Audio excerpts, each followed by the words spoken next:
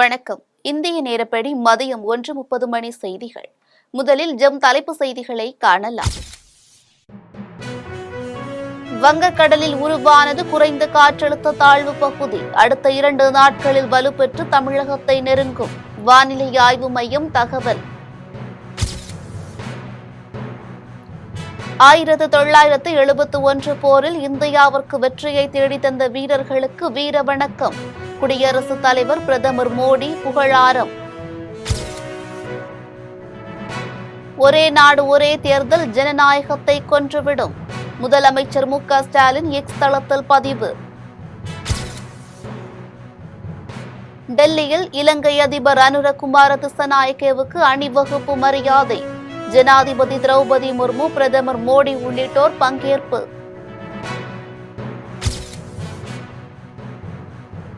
உடல் நலக்குறைவால் காலமானார் பிரபல தபேலா இசைக்கலைஞர் ஜாகிர் உசேன். பிரதமர் மோடி உள்ளிட்டோர் இரங்கல்.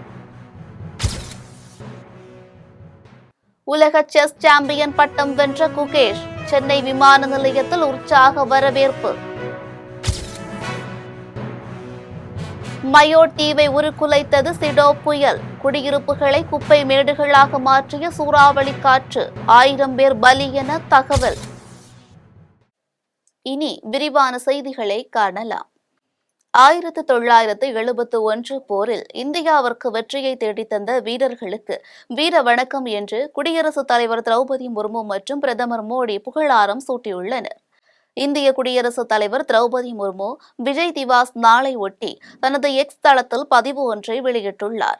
அதில் 1971 ஆண்டு போரின் போது அடங்காத துணிச்சலை வெளிப்படுத்தி இந்தியாவிற்கு வெற்றியை தேடித்தந்த நமது வீர வீராங்கனைகளுக்கு விஜய் திவாஸ் அன்று வீர வணக்கம் செலுத்துகிறேன் என்று பதிவிட்டுள்ளார்.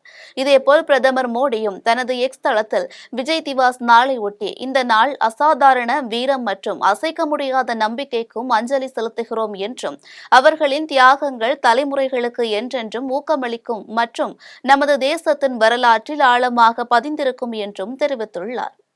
டெல்லி ஜனாதிபதி மாளிகையில் இன்று இலங்கை அதிபர் அனுரகுமார திசநாயக்கவுக்கு அணிவகுப்பு மரியாதை அளிக்கப்பட்டது. இலங்கையில் அண்மையில் நடந்த அதிபர் தேர்தலில் தேசிய மக்கள் சக்தி தலைவர் அனுரகுமார திசநாயக்க அமோக வெற்றி பெற்றார். தேர்தலில் வென்று அதிபரான அவர் முதல் வெளிநாட்டு பயணமாக இந்தியா வந்துள்ளார். 2 நாள் சுற்றுப்பயணமாக வந்துள்ள அவரை நேற்றிரவு மத்திய அமைச்சர் எல் முருகன் வரவேற்றார். இந்நிலையில் இன்று டெல்லியில் ஜனாதிபதி மாளிகையில் இலங்கை அதிபர் அனுரகுமார திசநாயக்கவுக்கு அணிவகுப்பு மரியாதை அளிக்கப்பட்டது. ஜனாதிபதி திரௌபதி முர்மு, பிரதமர் மோடி, மத்திய அமைச்சர்கள் உள்ளிட்டோர் பங்கேற்றனர். பிரதமர் மோடியை இலங்கை அதிபர் அனுரகுமார திசநாயக்கை சந்தித்து பேச உள்ளார். அப்போது இரு நாடுகளுக்கு இடையே உறவை வலுப்படுத்துவது குறித்து விவாதிக்கப்பட உள்ளது. ஒரே நாடு ஒரே தேர்தல் ஜனநாயகத்தை கொன்றுவிடும் என முதலமைச்சர் மு.க.ஸ்டாலின் தெரிவித்துள்ளார். இது தொடர்பாக அவர் தனது எக்ஸ் தளத்தில் வெளியிட்டுள்ள பதிவில், ஒரே நாடு ஒரே தேர்தல் கூட்டாட்சி தத்துவத்திற்கு எதிரானது என்றும், ஒரே நாடு ஒரே தேர்தல் முறை நாட்டில் ஜனநாயகத்தை கொன்றுவிடும் என்றும், அரசியலமைப்பு சட்டத்திற்கு எதிரானது என்றும் கூறியுள்ளார். ஒரே நாடு ஒரே தேர்தல் மசோதாவை நிறைவேற்ற பாஜகவிற்கு பெரும்பான்மை இல்லை என்ற அவர், பெரும்பான்மை இல்லாத போதும் மசோதாவை கொண்டு வந்த பிரச்சினைகளை திசை திருப்ப பாஜக முயற்சிப்பதாகவும், இந்தியாவின் பன்முகத்தன்மை அரசியலமைப்பையும் காப்பாற்ற ஜனநாயக சக்திகள் போராட வேண்டும் என்று அவர் தெரிவித்துள்ளார். செம்பரம்பாக்கம் ஏரியில் இன்று அமைச்சர்கள் துரைமுருகன், தாமு அன்பரசன் ஆகியோர் நேரில் ஆய்வு மேற்கொண்டனர். சென்னை செம்பரம்பாக்கம் ஏரியின் நீர்பிடிப்பு பகுதிகளில் பெய்த கனமழை காரணமாக நீர்வரத்து தொடர்ச்சியாக உயர்ந்தது. இதனால் ஏரியிலிருந்து கடந்த 13ஆம் தேதி முதல் உபரி நீர் திறக்கப்பட்டு வருகிறது. இதனிடையே ஏரியிலிருந்து நேற்று முதல் 3000 கன அடி உபரி நீர் திறக்கப்பட்டுள்ளது. இன்றைய நிலவரப்படி செம்பரம்பாக்கம் ஏரியின் நீர்மட்டம் 21.5 அடியாகவும், மொத்த கொள்ளளவு 2860 மில்லியன் கன அடியாகவும், நீர்வரத்து 1700 கன அடியாகவும், நீர் வெளியேற்றம் 3000 கனஅடியாகவும் உள்ளது. இந்த நிலையில் செம்பரம்பாக்கம் ஏரியில் இன்று நீர்வளத்துறை அமைச்சர் துரைமுருகன் நேரில் ஆய்வு மேற்கொண்டார். அவருடன் அமைச்சர் தாமு அன்பரசன், மாவட்ட ஆட்சியர் மற்றும் அதிகாரிகள் உடனிருந்தனர். உலக செஸ் சாம்பியன் பட்டத்தை வென்று வரலாறு படைத்த தமிழக வீரர் குகேஷ் சென்னை விமான நிலையம் வந்தடைந்தார். சிங்கப்பூரில் நடந்து முடிந்த உலக செஸ் சாம்பியன்ஷிப்பின் கடைசி சுற்றில் நடப்பு சாம்பியனான சீனாவின் டிங் ரெலினை வீழ்த்தி பட்டம் வென்று தமிழக வீரரான குகேஷ் சாதனை படைத்துள்ளார். இதன் மூலம் 22 வயதில் இந்த பட்டத்தை வென்று சாதனை படைத்த கரி காஸ்பரோவின் நீண்ட நாள் சாதனையை முறியடித்துள்ளார். இந்த நிலையில் உலகின் இளம் வயது செஸ் சாம்பியன் குகேஷ் சிங்கப்பூரில் இருந்து இன்று சென்னை திரும்பினார்.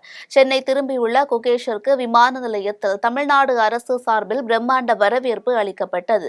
அத்துடன் சென்னை விமான நிலையத்திலிருந்து அவரை வீட்டிற்கு செல்வதற்காக சிறப்பு கார் ஏற்பாடு செய்யப்பட உள்ளது. இதைத் தொடர்ந்து தமிழக அரசு சார்பில் நாளை பாராட்டு விழா நடைபெற உள்ளது. நடிகர் விஜயின் தாவிக கட்சியில் இணைவது குறித்து விரைவில் அறிவிப்பதாக ஆதவ் அர்ஜுனா தெரிவித்துள்ளார். விடுதலை சிறுத்தைகள் கட்சியின் துணை பொதுச் செயலாளராக இருந்து வந்த ஆதவ் அர்ஜுனா அக்கட்சியிலிருந்து முழுமையாக விலகுவதாக நேற்று அறிவித்தார். இந்த நிலையில் இன்று சென்னை விமான நிலையத்தில் வைத்து செய்தியாளர்களை சந்தித்த ஆதவ் அர்ஜுனா எதிர்கால திட்டம் குறித்து விரைவில் அறிவிப்பேன் என்றும் இணைப்பு என்பதை தாண்டி என்ன செய்ய வேண்டும் என்பதை பற்றி யோசனை செய்து கொண்டிருப்பதாக அவர் தெரிவித்தார். தொடர்ந்து தாவேகாவில் இணைவீர்களா என்ற கேள்விக்கு விரைவில் செய்தியாளர்களை சந்தித்து என்ன முடிவு என்பதை அறிவிக்கிறேன் என்று தெரிவித்தார். டிசம்பர் வைக்கம் உணர்வு சமத்துவ சுயமரியாதை புறங்களாக மாறட்டும் என வீரமணி தெரிவித்துள்ளார். இது தொடர்பாக திராவிடர் கழக தலைவர் வீரமணி வெளியிட்டுள்ள அறிக்கையில் சாதி தீண்டாமை ஒழிந்த மனித சமத்துவமும் சுயமரியாதையும் பூத்து குலுங்கிட வைக்கம் வெற்றி விழா தமிழ்நாடு முழுக்க வரும் 24ஆம் தேதி தந்தை பெரியாரின் நினைவு நாள் முதல் ஒரு வாரம் 100 நன்றி அறிவிப்பு எழுச்சி கூட்டங்களுக்கு மேல் நடத்தப்படுகிறது. வைக்கம் சாதி தீண்டாமை ஒழிப்பு வரலாற்றையும் கருணாநிதி பெரியார் நினைவு சமத்துவ புரங்கள் நிறுவியது உள்ளிட்ட வரலாற்று பாடங்களை மக்களுக்கு விளக்கி மக்கள் பெருந்திரள் கூட்டங்களாக நாடு முழுவதும் நடத்தப்படும் என்றும் டிசம்பர் வைக்கம் உணர்வு எங்கெங்கும் பரவிட நாடே சமத்துவ சுயமரியாதை புறங்களாக மாறட்டும் மாற்றிக் காட்டுவோம் என்று அவர் கூறியுள்ளார். மார்கழி பிறப்பை ஒட்டி சென்னை கோயம்பேடு சந்தையில் பூக்களின் விலை உயர்ந்துள்ளது. தமிழகத்தில் பெய்த கனமழையால் பூக்களின் வரத்து குறைந்துள்ளது. இந்நிலையில் மார்கழி பிறப்பை ஒட்டி சென்னை கோயம்பேடு சந்தையில் பூக்களின் விலை உயர்ந்துள்ளது. 3 நாட்களுக்கு முன்பு 1 கிலோ மல்லிகை ரூபாய் 600க்கு விற்கப்பட்ட நிலையில் இன்று ரூபாய் 1800க்கும், முல்லைப்பூ ரூபாய் 300க்கு விற்கப்பட்ட நிலையில் ரூபாய் 1000க்கும் விற்கப்படுகிறது. ரூபாய் 200க்கு விற்கப்பட்ட ஜாதி மல்லி ரூபாய் 750க்கும், ரூபாய் 500க்கு விற்கப்பட்ட கனகாம்பரம் ரூபாய் 1000க்கும் விற்பனையாகிறது. விலை மாற்றமின்றி சாமந்தி ரூபாய் 160க்கும், சம்மங்கி ரூபாய் 150க்கும், சாக்லேட் ரோஸ் ரூபாய் 240க்கும் விற்பனை செய்யப்படுகிறது. கடையநல்லூர் அருகே வெள்ளப்பெருக்கு ஏற்பட்ட பகுதிகளை அமைச்சர் KKSSR ராமச்சந்திரன் நேரில் சென்று ஆய்வு மேற்கொண்டார். தென்காசி மாவட்டத்தில் கடந்த 2 தினங்களாக பெய்த கனமழையின் காரணமாக கடையநல்லூர் அருகே உள்ள கருப்பா நதி நீர்த்தேக்கத்திலிருந்து 1300 கன அடி தண்ணீர் திறந்துவிடப்பட்டது. இதில் கடையநல்லூர் அருகே உள்ள பூர்ண புஷ்கலை சமேத பெரிய சுவாமி ஆண்டவர் ஐயனார் கோவில் முன்புள்ள அருவியில் வெள்ளப்பெருக்கு ஏற்பட்டது. இந்நிலையில் தமிழக வருவாய்த்துறை மற்றும் பேரிடர் மேலாண்மை துறை அமைச்சர் KKSSR ராமச்சந்திரன் வெள்ளப்பெருக்கு ஏற்பட்ட பகுதியில் ஆய்வு மேற்கொண்டார். பின்பு சாம்பவர் வடகரை சமுதாய நலக்கூடத்தில் தங்க வைக்கப்பட்டிருந்த குடியிருப்பு வாசிகளை சந்தித்து நலத்திட்ட உதவிகளை வழங்கினார். மேலும் அப்பகுதி மக்களுக்கு தேவையான அனைத்து வசதிகளையும் செய்து தருமாறு அதிகாரிகளுக்கு உத்தரவிட்டார். ஆய்வின் போது தென்காசி மாவட்ட கண்காணிப்பு அலுவலர் சங்கர், தென்காசி மாவட்ட ஆட்சியர் கமல் கிஷோர், சங்கரன்கோவில் சட்டமன்ற உறுப்பினர் ராஜா உள்ளிட்ட அதிகாரிகள் உடனிருந்தனர். திருப்பத்தூரில் அடுத்தடுத்து ஏமாற்றிய பெண்ணை துன்புறுத்தி உடலுறவில் ஈடுபட்ட 2வரை போலீசார் கைது செய்தனர். திருப்பத்தூர் மாவட்டம் சந்திரபுரம் அடுத்த பொன்னன்வட்டம் பகுதியைச் சேர்ந்த சிவா என்பவர் பெங்களூருவில் வேலைக்கு சென்ற நிலையில் அவரது மனைவி சந்தியா வீட்டில் தனியாக வசித்து வந்துள்ளார். இந்நிலையில் அதே பகுதியைச் சேர்ந்த மகளிர் குழு நடத்தி வரும் மாது என்பவர் சந்தியாவிடம் லோன் பணம் வாங்க வீட்டிற்கு சென்றபோது சந்தியா பிணமாக கிடந்துள்ளார்.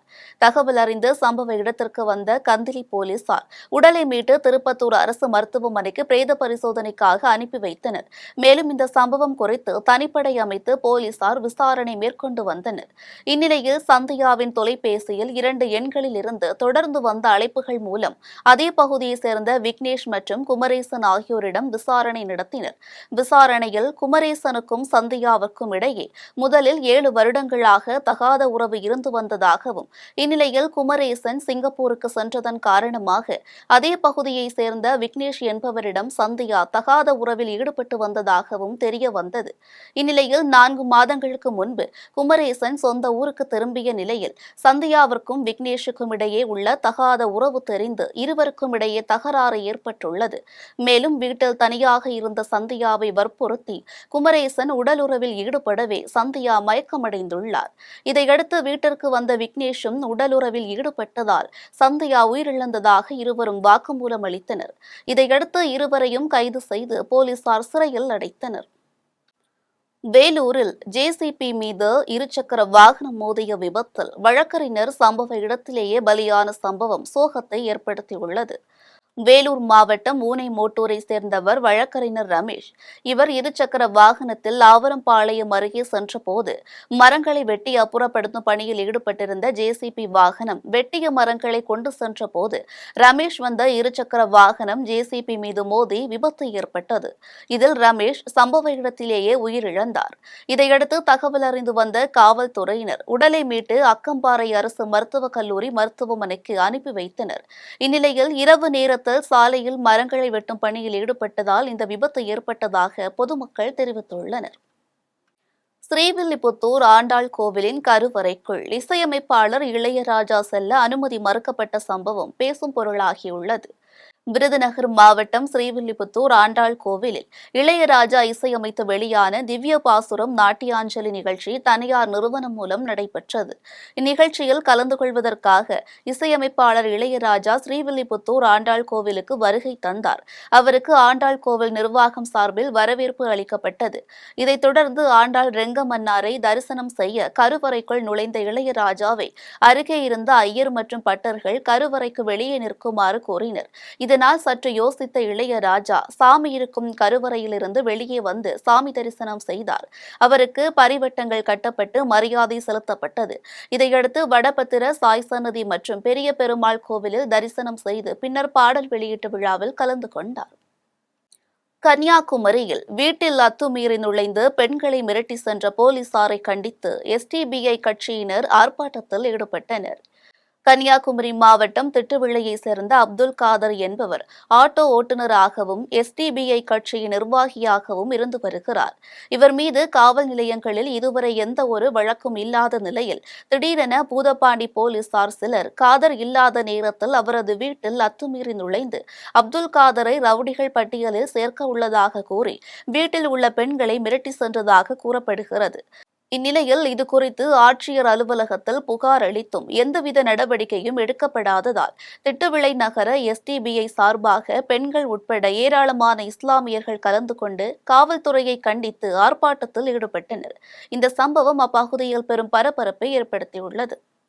ராமநாதபுரம் தனியார் கல்லூரியில் மாவட்ட அளவில் நடைபெற்ற செஸ் போட்டியில் வெற்றி பெற்றவர்களுக்கு பரிசளிப்பு விழா நடைபெற்றது.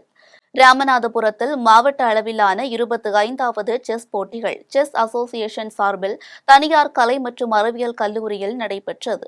இதில் 5 வயது மாணவர்கள் முதல் 19 வயது உள்ள மாணவ மாணவிகள் வரை கலந்து கொண்டனர். செஸ் போட்டியில் கிராமப்புற மாணவர்களை ஊக்குவிக்கும் விதமாகவும் செல்போனை தவிர்த்து விளையாட்டில் கவனம் செலுத்தும் விதமாகவும் இப்போட்டிகள் நடத்தப்பட்டது. போட்டியில் வெற்றி பெற்ற மாணவர்களுக்கு பரிசு கோப்பைகளும் சான்றிதழ்களும் வழங்கப்பட்டன.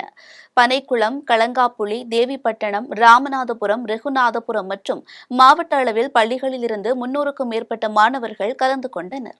சதுரங்க கழகத்தினுடைய அனுமதியுடன் ராமநாதபுரம் மாவட்ட சதுரங்க கழகமும் ராமநாதபுரம் மாவட்டத்தில் விளையாட்டை மேம்படுத்தக்கூடிய வகையில் செயல்படக்கூடிய சேதம்மாள் கலை மற்றும் அறிவியல் கல்லூரிய நிர்வாகத்தினரும் இணைந்து ராமநாதபுரம் மாவட்ட மக்களின் மாணவர்களையும் மாணவிகளையும் கிராமப்புறங்களிலிருந்து சதுரங்க போட்டிகளில் உயர்த்துவதற்கும் தமிழகத்திற்கும் இந்தியாவிற்கும் பெருமை சேர்க்கும் வகையில் சதுரங்க போட்டிகளை ராமநாதபுரம் மாவட்டத்தில் இளம் சிறார்களுக்கு 7 வயது முதல் 7 under 7, under 9, under 11, under 13, under 15, under 21 ஆகிய கேட்டகரியில் பிரிவுகளில் ராமநாதபுரம் மாவட்ட சாதனைகள் கழகமும் சேதம்மாள் அறக்கட்டளையும் இணைந்து இந்த போட்டிகளை இன்றைய தினம் நடைபெற்று கொண்டிருக்கின்றது.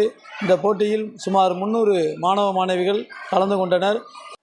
மதுரை அலங்காநல்லூரில் அமைக்கப்பட்ட ஜல்லிக்கட்டு கலையரங்கம் போல் சென்னையில் ஜல்லிக்கட்டு கலையரங்கம் அமைத்து தமிழக பாரம்பரிய ஜல்லிக்கட்டு போட்டிகள் நடைபெற தமிழக அரசு நடவடிக்கை எடுக்க வேண்டும் என மதுரையில் தமிழ்நாடு ஜல்லிக்கட்டு இளைஞர் பேரவைத் தலைவர் கார்த்திக் ராமமூர்த்தி தெரிவித்துள்ளார். மதுரை திருப்பரங்குன்றத்தில் தமிழ்நாடு ஜல்லிக்கட்டு இளைஞர் பேரவையின் மாநில செயற்குழு கூட்டம் நடைபெற்றது. கூட்டத்திற்கு தமிழ்நாடு ஜல்லிக்கட்டு இளைஞர் பேரவை நிறுவன தலைவர் GR கார்த்திக் ராமமூர்த்தி தலைமை வகித்து சிறப்புரையாற்றினார்.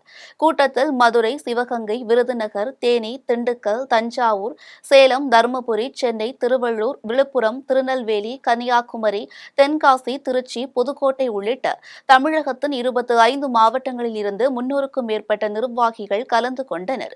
கூட்டத்தில் தலைநகர் சென்னையில் வாடிவாசல் அமைத்து தமிழக அரசு ஜல்லிக்கட்டு நடத்த வேண்டும், ஜல்லிக்கட்டின் போது காயம் ஏற்படும் வீரர்களுக்கு தமிழக அரசு சிகிச்சை அளிக்க ஏற்பாடு செய்ய வேண்டும், ஜல்லிக்கட்டு நிகழ்ச்சியில் உயிரிழக்கும் வீரர்கள் குடும்பத்தாருக்கு அவரவர் கல்வி தகுதிக்கேற்ப அரசு வேலை வழங்க வேண்டும், ஜல்லிக்கட்டு மாடு வளர்ப்போர்களுக்கு ரூபாய் 1000 வழங்குவதாக அறிவித்துள்ள நிலையில் அதனை ரூபாய் 2000 வழங்க வேண்டும் என்பன உள்ளிட்ட தீர்மானங்கள் நிறைவேற்றப்பட்டது. இது தொடர்பாக ஜல்லிக்கட்டு இளைஞர் பேரவைத் தலைவர் ராமமூர்த்தி தெரிவிக்கையில், வணக்கம். தமிழ்நாடு ஜல்லிக்கட்டு இளைஞர் பேரவை சார்பாக 15/12/2024 திருப்பரங்குன்றத்தில் GR ஜெயகார்த்தி மகளிர் செயற்குழு கூட்டம் நடைபெற்றது. அப்புறம் நீங்கள் கேளுங்க. கூட்டத்தில் முக்கியமான தீர்மானம் போட்டிருக்கீங்க. அரசுக்கு எந்த அளவுக்கு கொடுக்க போகிறீங்க தீர்மானத்தில்? அரசு இது வந்து எப்படி எடுக்கும்? அதுக்கு நீங்கள் என்ன மாதிரி செய்ய போகிறீங்க?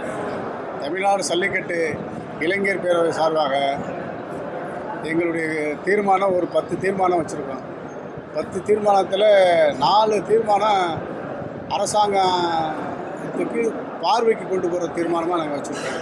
தமிழ்நாடு இளைஞர்களுடைய வீர விளையாட்டை உலகங்களுக்கு கொண்டு போன நிலையை மதுரை மக்கள் கொண்டாடினாங்க. இப்போ தமிழ்நாடு அளவுக்கு இது பிரபலமாயிருச்சு.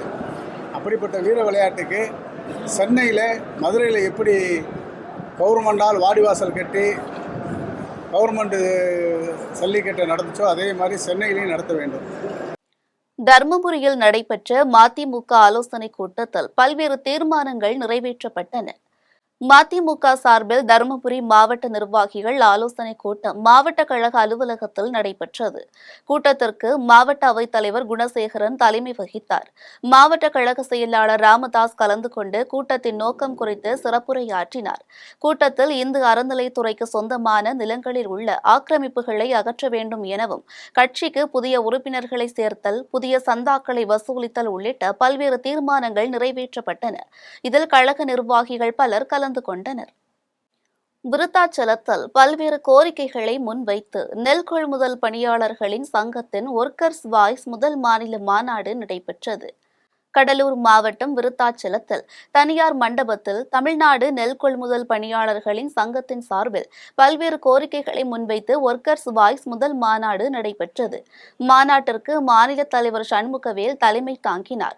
மாநில இணை செயலாளர் ராமகிருஷ்ணன் அனைவரையும் வரவேற்றார். மாநில பொதுச் செயலாளர் கார்த்திகேயன் அறிக்கை வெளியிட்டார். மாநில பொருளாளர் சுரேஷ்குமார் நிதி அறிக்கை தீர்மானங்களை முன்மொழிந்தார். மாநில தலைவர் குமார் சிறப்புரையாற்றினார். மாநாட்டில் நெல் கொள்முதல் பொது விநியோகத்தை காக்க வேண்டும், நிரந்தரமான பதவி உயர்வு மாதந்தோறும் தொடர வேண்டும், பருவகால ஊழியர்களுக்கு நாள் ஒன்றிற்கு 1000 ரூபாய் வழங்க வேண்டும், பணி வழங்காத காலத்தில் மாத அட்வான்ஸாக ரூபாய் 13,000 வழங்க வேண்டும் உள்ளிட்ட பல்வேறு கோரிக்கைகள் வலியுறுத்தப்பட்டது. தற்போதைய மக்கள் தொகை கணக்கெடுப்பின் போது சாதிவாரி கணக்கெடுப்பை இணைத்து எடுக்க வேண்டும் என்று தமிழ்நாடு அருந்ததியர் கூட்டமைப்பு தலைவர் அதியமான் கோரிக்கை விடுத்துள்ளார். மதுரை பெரியார் பேருந்து நிலையம் அருகே தமிழ்நாடு அருந்ததியர் கூட்டமைப்பு சார்பில் மதுரை மண்டல ஆலோசனைக் கூட்டம் நடைபெற்றது. கூட்டத்தில் வரும் ஜனவரி 6ஆம் தேதி சென்னையில் நடைபெறவுள்ள அருந்ததியர் உள்ளிட ஒதுக்கீட்டு பாதுகாப்பு பேரணி குறித்த அருந்ததியர் கூட்டமைப்பு தலைவர் அதியமான் தலைமையில் கலந்தாலோசிக்கப்பட்டது. நிகழ்ச்சிக்கு பின் செய்தியாளர்களிடம் பேசிய அதியமான், அருந்ததியர் சமூகத்திற்கு அனைத்து அரசியல் கட்சிகளும் போதிய முக்கியத்துவம் வழங்காததால் அரசியல் ரீதியாக மிகவும் பாதிப்படைந்துள்ளது என்றும், தற்போதைய மக்கள் தொகை கணக்கெடுப்பின் போது சாதிவாரி கணக்கெடுப்பை இணைத்து எடுக்க வேண்டும் என்று கோரிக்கை வைத்தார். மேலும் தமிழ்நாடு மேற்கு மாவட்டங்களில் சட்டமன்ற, நாடாளுமன்ற, உள்ளாட்சி அமைப்புகளில் அருந்ததியர்களுக்கு மட்டுமே வாய்ப்பளிக்க வேண்டும் என்றும் தெரிவித்தார். கள்ளக்குறிச்சி அருகே சாலை வசதி ஏற்படுத்தி தரக்கோரி பொதுமக்கள் கோரிக்கை விடுத்துள்ளனர். கள்ளக்குறிச்சி மாவட்டம் கல்வராயன்மலை வட்டத்திற்குட்பட்ட கீழ்காட்டுங்கொட்டாய் கிராமத்தில் சுமார் 70க்கும் மேற்பட்ட குடும்பங்கள் வசித்து வருகின்றனர். இந்நிலையில் தும்பராம்பட்டுக்கும் கீழ்காட்டுக்கொட்டாய்க்கும் சரியான சாலை வசதி இல்லாததால் தும்பராம்பட்டுக்கும் கீழ்காட்டுக்கொட்டாய்க்கும் இடையே ஆறு ஒன்று உள்ளது. இந்த ஆற்றில் கடந்த 15 நாட்களாக பெய்து வரும் கனமழையின் காரணமாக வெள்ளப்பெருக்கு ஏற்பட்டதால் பொதுமக்கள் ஆற்றை கடந்து செல்லக்கூடிய நிலை உருவாகியுள்ளது. இதனால் அப்பகுதியில் சாலை வசதி ஏற்படுத்தி தரக்கோரி பொதுமக்கள் தமிழக அரசிற்கு கோரிக்கை விடுத்துள்ளனர். செங்கல்பட்டு அருகே நலிந்த ஆட்டோ ஓட்டுநர்களுக்கு நலத்திட்ட உதவிகள் வழங்கும் விழா நடைபெற்றது. செங்கல்பட்டு மாவட்ட ஆட்டோ ஓட்டுநர்கள் நலன் காக்கும் பொதுநல முன்னேற்ற சங்கம் சார்பில் தனியார் பயிற்சி கல்லூரியில் சிறந்த சமூக சேவகர்களுக்கான விருது வழங்கும் விழா மற்றும் நலிந்த ஆட்டோ ஓட்டுநர்களுக்கு நலத்திட்ட உதவிகள் வழங்கும் விழா நடைபெற்றது. பொதுநல முன்னேற்ற நிர்வாகிகள் குப்புசாமி, டேனியல் ஆகியோர் தலைமையில் நடைபெற்ற இவ்விழாவில் சிறப்பு அழைப்பாளர்களாக திருக்கழுக்குன்றம் தீயணைப்பு நிலைய அலுவலர் ரமேஷ் பாபு கலந்து கொண்டு தர்மன், பாலாஜி ஆகியோருக்கு சிறந்த சமூக சேவகருக்கான விருதுகளை வழங்கினர். மேலும் நலிந்த மற்றும் விபத்தில் படுகாயமடைந்த ஆட்டோ ஓட்டுநர்களின் குடும்பங்களுக்கு நிதி உதவிகள் வழங்கப்பட்டன. இதில் சங்க நிர்வாகிகள், ஆட்டோ ஓட்டுநர்கள் பலர் கலந்து கொண்டனர். உளுந்தூர்பேட்டை நகராட்சி ஊழியர்களுக்கான சிறப்பு மருத்துவ முகாமை உளுந்தூர்பேட்டை சட்டமன்ற உறுப்பினர் மணிகண்ணன் துவக்கி வைத்தார். கள்ளக்குறிச்சி மாவட்டம் உளுந்தூர்பேட்டை நகராட்சி தூய்மை பணியாளர்களுக்கு சிறப்பு மருத்துவ முகாம் தனியார் மண்டபத்தில் நடைபெற்றது. முகாமை உளுந்தூர்பேட்டை சட்டமன்ற உறுப்பினர் மணிகண்ணன் துவக்கி வைத்தார். முகாமில் பங்கேற்ற மருத்துவர்களிடம் தூய்மை பணியாளர்கள் மருத்துவ பரிசோதனை செய்து கொண்டு மருத்துவர்களின் ஆலோசனை கேட்டறிந்தனர். நிகழ்ச்சியில் நகரமன்ற தலைவர் திருநாவுக்கரசு, துணைத் தலைவர் வைத்தியநாதன், நகராட்சி ஆணையர் இளவரசன், மாவட்ட திட்டக்குழு உறுப்பினர் டேனியல் ராஜ், முன்னாள் பேரூராட்சி தலைவர் ஜெய்சங்கர் உள்ளிட்ட பலர் கலந்து கொண்டனர். தமிழகத்தின் பல்வேறு பகுதிகளில் நடைபெற்ற ஒரு சில நிகழ்வுகளை ஒரு சிறிய தொகுப்பாக காணலாம். விருதுநகர் மாவட்டம் சாத்தூரில் உள்ள தனியார் திருமண மண்டபத்தில் தமிழக வெற்றிக் கழகத்தின் விருதுநகர் மத்திய மாவட்டம் சாத்தூர் சட்டமன்ற தொகுதி நகர ஒன்றிய கிளைக்கழக நிர்வாகிகள் ஆலோசனைக் கூட்டம் நடைபெற்றது. விருதுநகர் மத்திய மாவட்ட செயலாளர் சின்னப்பர் தலைமையில் நடைபெற்ற இந்த கூட்டத்தில் வன்னிமடை கிராமத்தில் இருந்து 100க்கும் மேற்பட்ட பெண்கள் தமிழக வெற்றிக் கழகத்தில் இணைந்தனர். மேலும் பாஜக, நாம் தமிழர் கட்சியில் இருந்தும் பலர் தங்களை மத்திய மாவட்ட செயலாளர் தலைமையில் தவிக கட்சியில் இணைத்துக் கொண்டனர். சிவகங்கை மாவட்டம் காரைக்குடி செஞ்சை புனித குழந்தை தெரசாள் ஆலயத்தில் 2024ஆம் ஆண்டிற்கான ஒருங்கிணைந்த கிறிஸ்து பிறப்பு இன்னிசை பெருவிழா வெகு சிறப்பாக நடைபெற்றது. இதில் செஞ்சை, செக்காலை, அரியக்குடி, ஆவுடை பொய்கை, கோட்டையூர், தெய்வீக மகிமையின் ஆலயம், பர்மா காலனி, தூய பேதுரு உள்ளிட்ட 7 ஆலய பாடகர் குழுவினர், பங்கு தந்தைகள், இறை மக்கள் இணைந்து ஐக்கிய இன்னிசை பெருவிழாவை கொண்டாடினர். தொடர்ந்து கோட்டையூர் ஆலய தந்தை நவராஜு கிறிஸ்து பிறப்பு செய்தியை வழங்கினார். கடலூர் மாவட்டம் வேப்பூரில் உள்ள தனியார் ஹோட்டலில் பட்டியலின 18% இடஒதுக்கீட்டில் பறையர்களுக்கு 12% உள்ஒதுக்கீடு கோரிக்கையை வலியுறுத்தி சமத்துவ பறையர்கள் சங்கத்தின் தலைவரும் கோமங்கலம் ஊராட்சி மன்ற தலைவருமான வீரபாண்டியன் தலைமையில் கருத்தரங்கம் நடைபெற்றது. இதில் இந்திய தலைமுறை கட்சியின் தலைவர் பன்னீர்செல்வம், முனைவர் பிரபுதாஸ், எழுத்தாளர் அருள் முத்துக்குமரன் ஆகியோர் கலந்து கொண்டு பறையர்களுக்கு 12% உள்ஒதுக்கீட்டின் அவசியம் குறித்து சிறப்புரையாற்றினார். இதில் ஜெய்பி மக்கள் தலைவர் செல்ல ஆனந்தமலை, சமத்துவ பறையர்கள் சங்கத்து நிர்வாகிகள் பலர் கலந்து கொண்டனர். ஈரோடு மாவட்டம் பவானி அருகே உள்ள காலிங்கராயன்பாளையம் பகுதியில் செயல்பட்டு வரும் தனியார் திருமண மண்டபத்தில் தமிழக வெற்றிக் கழகத்தின் ஈரோடு மேற்கு சட்டமன்ற தொகுதியின் பூத் கமிட்டி நிர்வாகிகள் ஆலோசனைக் கூட்டம் நடைபெற்றது. ஈரோடு மாவட்ட தலைவர் பாலாஜி தலைமையில் நடைபெற்ற இந்த கூட்டத்தில் புதிதாக உறுப்பினர்கள் சேர்க்கையும் நடைபெற்றது. தொடர்ந்து வரும் சட்டமன்ற தேர்தலில் தலைவர் விஜய் நிறுத்தும் வேட்பாளரை வெற்றி பெற செய்ய நிர்வாகிகள், தொண்டர்கள் என அனைவரும் ஒருங்கிணைந்து பாடுபடுவோம் என தீர்மானம் நிறைவேற்றப்பட்டது. மதுரவாயில் நொலம்பூர் பகுதியில் அமைந்துள்ள கிறிஸ்துவ ஆலயத்தில் கிறிஸ்துமஸ் குடில் திறக்கப்பட்டது. பேராயர் ஜெயசீலன் ஞானாதிக்கம் திறந்து வைத்த இந்த குடிலை ஏராளமானோர் கண்டுகளித்தனர். இந்த குடிலில் ஏதேன் தோட்டம், ஆதாம் ஏவாள், சமாரிய ஸ்திரீ, மாட்டுத் தொழுவம், பெத்தலேகம் ஊர், யோர்தான் நதி, மேய்ப்பர்கள், பனிமலை, சீனாய் மலை என அனைத்தும் மிகவும் தத்துரூபமாக அமைக்கப்பட்டிருந்தது.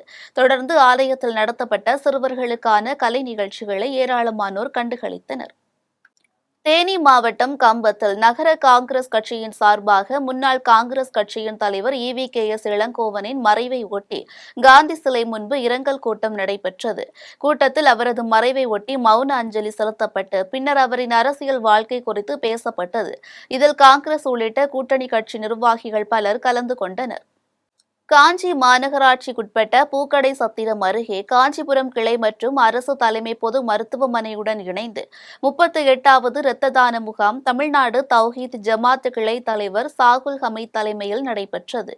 முகாமில் 200க்கும் மேற்பட்ட பொதுமக்கள் சாதி மத பேதமின்றி கலந்து கொண்டு இரத்தம் வழங்கினர்.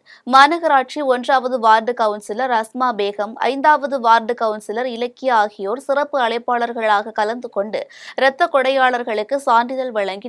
இதில் மாவட்ட மருத்துவரணி செயலாளர் சர்புதீன், துணை செயலாளர் அன்சாரி, கிளை செயலாளர் யூசுப் உள்ளிட்டோர் கலந்து கொண்டனர். கோவை மாவட்டம் சரவணம்பட்டி பகுதியில் உள்ள தனியார் பள்ளியில் நடைபெற்ற 64வது கராத்தே போட்டியை பள்ளியின் தலைவர் தியாகு நாகராஜ் கலந்து கொண்டு துவக்கி வைத்தார். இதில் 3வது முதல் 35 வயது வரை உள்ள 500க்கும் மேற்பட்டோர் கலந்து கொண்டு தங்களது திறமைகளை வெளிப்படுத்தினர். இதில் தேர்வு செய்யப்பட்டவர்களுக்கு சான்றிதழ்களும் பட்டயங்களும் வழங்கப்பட்டது. இதில் சுமார் 8 வருடங்களாக தொடர்ந்து பயிற்சி பெற்று வரும் மாணவ மாணவிகள் 12 பேருக்கு கருப்பு பட்டயங்கள் வழங்கப்பட்டது. நெய்வேலியில் தமிழ்நாடு ஒலி அமைப்பு தொழிலாளர்கள் நலசங்க மாநாடு மந்தாரகுப்பத்தில் உள்ள தனியார் திருமண மண்டபத்தில் மாவட்ட தலைவர் செந்தில் தலைமையில் நடைபெற்றது. இதில் சிறப்பு அழைப்பாளராக மாநில காப்பாளர் ரங்கநாதன், மாநில தலைவர் ஆனந்தன், பொதுச் செயலாளர் ரங்கநாதன் உள்ளிட்டோர் கலந்து கொண்டு சிறப்புரையாற்றினர். இதில் சுமார் 500க்கும் மேற்பட்ட தொழிலாளர்கள் பேரணியாக சென்று கூட்டத்தில் பங்கேற்றனர். இனி வருவது தங்கம் வெள்ளி விலை மற்றும் பங்குச்சந்தை நிலவரம்.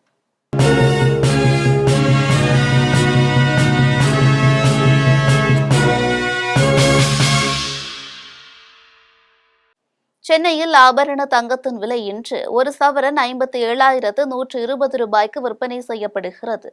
சென்னையில் இன்று ஆபரண தங்கத்தின் விலை மாற்றமின்றி கிராமிற்கு 7,140 ரூபாய்க்கு விற்பனை செய்யப்படுகிறது.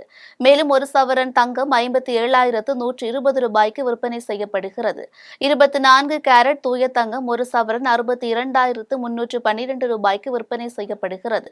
மேலும் 1 கிராம் வெள்ளி 100 ரூபாய்க்கும் 1 கிலோ வெள்ளி 1 லட்சம் ரூபாய்க்கும் விற்பனை செய்யப்படுகிறது. மும்பை பங்குச்சந்தை இன்று சரிவுடன் காணப்படுகிறது. மும்பை பங்குச்சந்தை குறியீட்டு எண் சென்செக்ஸ் 362 புள்ளிகள் குறைந்து 81,771 புள்ளிகளில் வணிகமாகிறது. தேசிய பங்குச்சந்தை குறியீட்டு எண் நிப்டி 96 புள்ளிகள் குறைந்து 24,672 புள்ளிகளில் வணிகமாகிறது. மீண்டும் தலைப்பு செய்திகள். வங்கக்கடலில் உருவானது குறைந்த காற்றழுத்த தாழ்வு பகுதி. அடுத்த 2 நாட்களில் வலுப்பெற்று தமிழகத்தை நெருங்கும். வானிலை ஆய்வு மையம் தகவல்.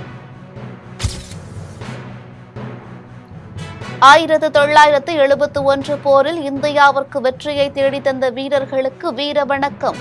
குடியரசுத் தலைவர் பிரதமர் மோடி புகழாரம். ஒரே நாடு ஒரே தேர்தல் ஜனநாயகத்தை கொன்றுவிடும். முதலமைச்சர் மு க ஸ்டாலின் எக்ஸ் தளத்தில் பதிவு. டெல்லியில் இலங்கை அதிபர் அனுரகுமார திசநாயக்கேவுக்கு அணிவகுப்பு மரியாதை. ஜனாதிபதி திரௌபதி முர்மு, பிரதமர் மோடி உள்ளிட்டோர் பங்கேற்பு.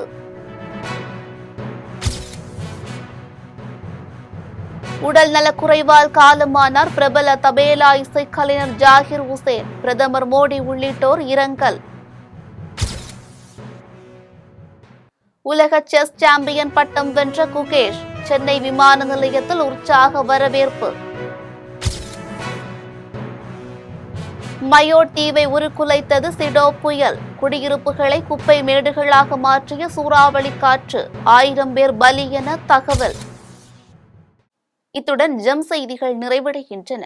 மீண்டும் ஜெம் செய்திகள் மாலை 6 மணிக்கு. செய்திகளை உடனுக்குடன் காண ஜெம்லைவ்.tv என்ற இணையதளத்தில் இணைந்திருங்கள். நன்றி, வணக்கம்.